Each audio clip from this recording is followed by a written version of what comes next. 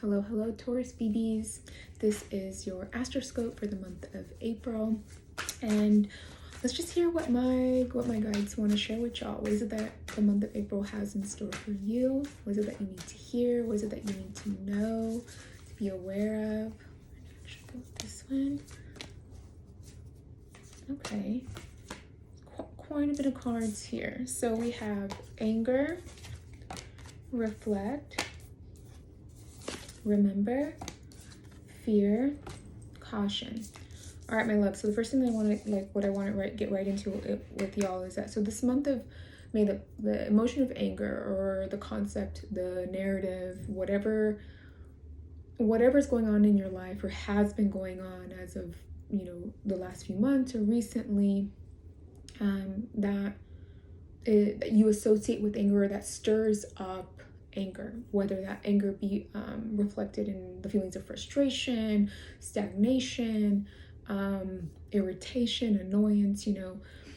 If you hear that word anger, and I think a lot of folks, they hear that, they're like, well, I'm not angry, and that's okay. But I would suggest, just when you think of the word anger, just pay attention to how it shows up in your body, what comes up in your mental body, in your emotional body, your physical body, and kind of let your mind guide you, your emotional body, your thoughts, right? Your memories guide you to what is it that you're feeling frustrated over? What is it that you're feeling irritated over? Even disappointed, right? Because disappointment is also can be associated with the subject, the emotion, the concept of anger. Now, something that they want to talk about, the importance of, the reason why they're like, I'm so heavily talking about that right out the gate, is that they want y'all to really connect with how you're feeling about where you are in this moment in your life. We all know time is irrelevant, time isn't real, time is a concept, right? Like, yes, we live by the Gregorian, or most of us live and follow the Gregorian calendar, and follow time the way that we've been taught to follow time, depending on wherever we live. It's PST, Mountain Time, Eastern Time. But what they want you to do is, or what they're suggesting, is that this month you may find yourself feeling kind of activated, i.e. triggered, within an area or subject in your life really pertaining to yourself. This doesn't feel like it has anything to do with another individual per se. Even if it does, it feels like it's the importance of where our focus needs to be placed is, how is it impacting or affecting us within ourselves, within our own internal bodies, our internal worlds, your emotions, our thoughts, versus our actions and what's going on in the material world. Do those two things coincide with one another? Absolutely. However, whenever we're feeling anger or frustration or irritation this month, they invite you to reflect on, to get clear, to practice presence with why that is, what is actually going on. And the reason why we do that is so that we can remember that what we're feeling anger over, it may actually have to do with what it is that with fear. So what can fear mean? Fear can mean, are we afraid that we're not going to reach a certain goal? Are we afraid of where we are within our lives in this moment? Are we afraid of failure? Are we afraid of being seen? Are we, so on and so forth. And we want to practice caution with how we may be allowing these emotions to guide us, to lead us. Now, this is me speaking. I want to be really clear here. When I say this is me speaking, side note, squirrel brain, when I say this is me speaking, it is me, Liliana, speaking. Most of the other times it's like my guides, I'm just transmitting messages, or they're speaking to you directly through me. So when I say this is me, this is my own thought, this is my own perspective, not them. I want to be really transparent there. I want to be really clear that your emotions are valid, whatever you're feeling. If you're feeling anger, if you're feeling irritation, annoyance, disappointment, with wherever you are, right? Because we as living people, to let go of a timeline can be very difficult, right? Like, cause that's just how we were raised. We've been brought up from the moment of like we enter the school system to follow time, and that time, you know, days of the week, the hours, and like needing to have things done by a certain time, so on and so forth. And then into adulthood, right? Like we have deadlines and all of that. So I want to say that, like, if you separating yourself or like releasing or throwing away using time as a guide is not supportive for you, don't do that. That's okay. But I also want to say that, like, you know, to kind of disregard our emotion, or any emotion that we may be feeling. Like, feelings are real. We're experiencing them. We are experiencing them. They're very real, but they are not always fact.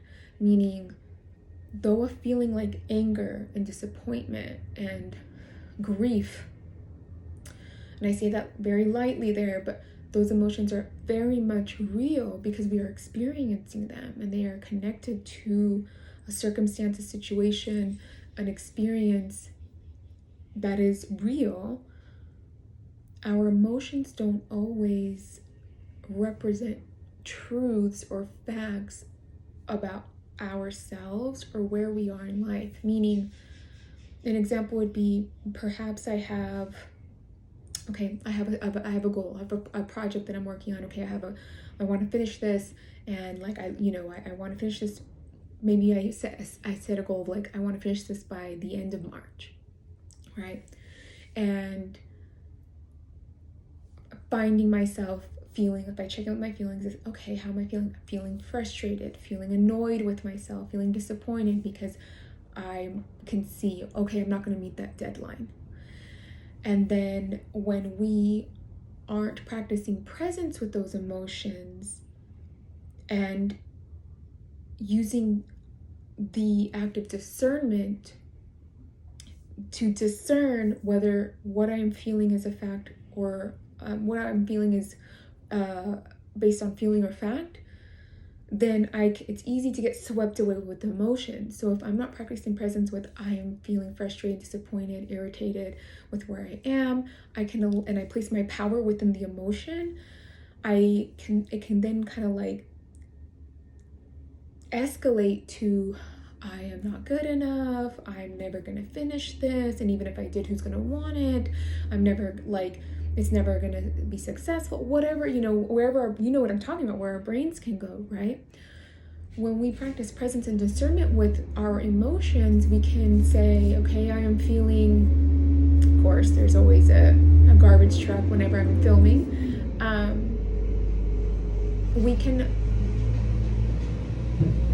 When we practice presence with, I am feeling angry because I am frustrated with myself, with where I am, with not reaching this completion date, I can control the way in which I want to converse with myself, how I'm speaking to myself, okay?